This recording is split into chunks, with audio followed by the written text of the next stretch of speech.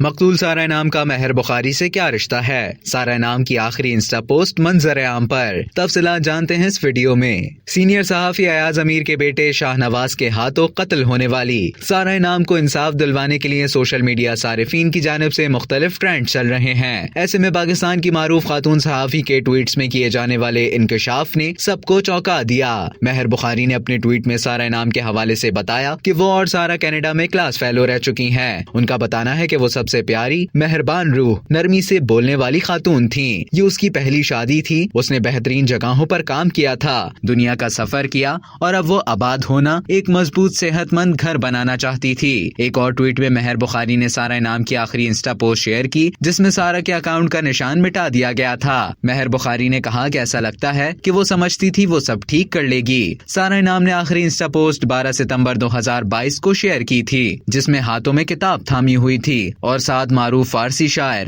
شمس تبریز کا قول بھی درج تھا۔ سارہ نے لکھا کہ اور بالکل ایسے ہی اس نے میری زندگی میں رنگ بھر دیے، لیکن میری زندگی کا ایجنٹ خود بخود متاثر ہوا۔ شمس تبریز کہتے ہیں کہ خزانے کھنڈرات میں چھپے ہوتے ہیں اور ٹوٹے ہوئے دل میں خزانے جمع ہوتے ہیں۔ گزشتہ دنوں اسلام آباد کے علاقے چک شہزاد کے فارم ہاؤس میں ملزم شاہ نواز نے اپنی اہلیہ سارہ کو سر پر لوہے کی راڈ مار کر بے ہوش کیا اور پھر اسے نہانے والے ٹب میں ڈال کر پانی کھول دیا، جس سے اس کی موت واقع ہو گئی تھی۔